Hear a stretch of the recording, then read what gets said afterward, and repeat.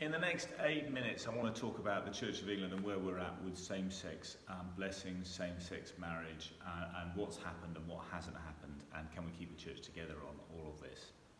And so I'll give a quick summary of the events of 2023 so far, and then explain what the lie of the land looks like in September 2023. So at the start of the year, this was before General Synod had met, and there was the kind of thought that it could be that the General Synod would approve same-sex marriage, and this would be on offer. And one of the ways through was the idea that the Liberals who'd have same-sex marriage, they could have that in their church, and then there could be a sort of Church of England for Conservatives who didn't believe that, so they'd have sort of different bishops, but that would keep different people happy at the extremes. The House of Bishops proposed a different thing, which is much more like trying to find a middle ground and avoiding levels of disunity. And behind this, they said, no, we're not going to offer same-sex marriage. However, we're going to offer and commend to you prayers of blessings for same-sex couples in loving relationships. So it's a blessing, a service of blessing rather than a marriage. And that says, they say, well, we're not changing the doctrine of the Church of England. So it's not a doctrinal issue, but we are trying to change the kind of dynamic of our attitude towards same-sex couples. And the House of Bishops presented these prayers, which the text of which is kind of quite mild and is open to interpretation, but this was the context of which of it. And it passed through General Synod. But one thing that's significant, it'll sound insignificant, but it becomes significant, is that when something gets passed through General Synod, it goes through the three houses. So that's the House of Bishops, the House of Clergy, and the House of Laity. And this motion passed by miles through the House of Bishops, but they'd come up with the suggestion, so it should pass by a significant majority. And then it passed by majorities in the other ones, but it was like 50-something in the House of Clergy and 50-something, I think, in the House of Laity. So it did pass by majorities, but not significant majorities, and certainly not two-thirds majorities, which will become significant in a bit. So broadly speaking, this sort of half of this via media could have upset Liberals and Conservatives.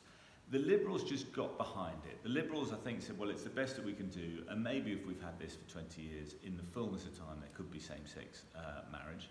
Other people got behind it because they just think, oh, that's right, I think we should bless relationships of people in the same sex, but we shouldn't call that marriage. They're the kind of smaller number, but they're real. And then the evangelicals who'd opposed it seem to have gone into, well, some could accept it, but those fully opposing it are now in two different ways of opposition. One is just a wholesale rejection. Calling it a blessing is just terrible. This is a series of bad decisions by the House of Bishops. These bishops should repent. They shouldn't be bishops. We should have our own bishops in the Church of England who are truer Christians.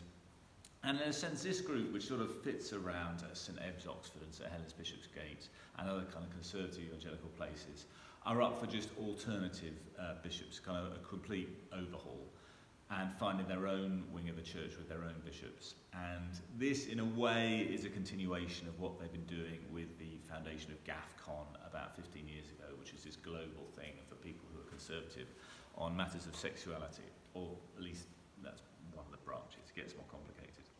The other group of evangelicals who objected did so on a different ground. And they said, look, you have commended this to us, doing the sort of proposal which is Canon B4 or B5, which you do for pretty minor bits of liturgy which are occasional. So, for example, the Canon B4, I think, was used for when they proposed some prayers for Remembrance Day, and they duly got passed by 50% in all their houses whenever those prayers for Remembrance Day were passed. But these evangelicals say, look, this is a pretty big deal, and it's not just a kind of temporary one-off use of a service. This is a major change. Now, on the one hand, they've got a point in that we have been discussing this for 6 years in the Living in Love and Faith process, and about 30 years before that. So it's a significant change. On the other hand, it's not like changing marriage, so it's like a balance point. But on the other hand, there is a huge irony in that these self-same evangelicals have never cared about canons before. They care about the Bible and what Jesus said, and canons have been like for kind of church boffins. And for example, the canons have always existed. They're the kind of rules by which the church is governed, and there is a rule for like what metal the chalice should be used for. It should be gold and silver. It shouldn't be an earthenware one. There used to be stuff about church vestments, about wearing cassocks and surplices at certain services, and evangelicals happily ignored these because, who cared about the canons? So for suddenly them to get a sort of Damascene conversion to, well, the canons are really important, and if you go through B2 rather than B4, or don't go through B2, you could be challenged by the canon lawyers, and this is very insecure, we're very worried about this. Well, really what's going on is they don't want this to happen. All right, fair enough. If you go through B2, you'd need a 2/3 majority in the House of Bishops, House of Clergy and House of Laity, and you wouldn't get it, because the majority is only 50-something% in the House of Clergy and the House of Laity. So there is the veneer of, this is canon law, but really this is realpolitik, and we're trying to stop this happen in a different way. So they've written to the bishops to reconsider. There's also the sense that we didn't cover the kind of full pastoral background and the text of the commentary on these services. But the direction of travel is now much more about living with difference rather than are we going to do it. The way is to try to get through. And the direction of travel seems to be that the bishops want to minimise any kind of alternative oversight, if have it at all. So whereas in December that was bang on the table, that's what the Bishop of Oxford was arguing for. He said, look, the way we do it, we have same-sex marriages and we have alternative extended episcopal oversight. That's completely off the table.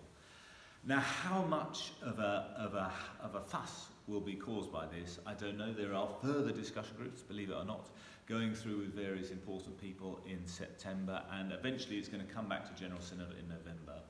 It looks like the Bishop of London, Sarah Manali, has drawn the short straw of trying to keep everything together, and prayers for her, because it's an immensely difficult process. In the meantime, right now, honestly, I'm not 100% certain if I can use the prayers of love and faith or not. I'm not quite certain if it's happened, but as it happens, I haven't had any couples particularly wanting it in the last 3 months, so it hasn't come up. I haven't had to worry about it. Prayers for the Church of England to try to keep together. I know, some people will be desperate for us not to go through with that. I think something's going to go through, but it's not yet a done deal, and we're still trying to tread this very, very fine line. My sorrow is that it felt like in February to my gay Christian friends that at last the church was accepting something of the legitimacy of the relationships they were attracted to. And the longer this goes on, the more it kind of rehashes this point of tenderness where we haven't said that and we're kind of rowing back from it, and that is kind of disastrous. We're not going to have same-sex marriage in the next 2 decades in the Church of England, I'd say, after this, which for some of us is a disappointment, but look, that's what it is. Surely we could get some of these blessings through and stay together on it, but there are tension points there. So that's where we are.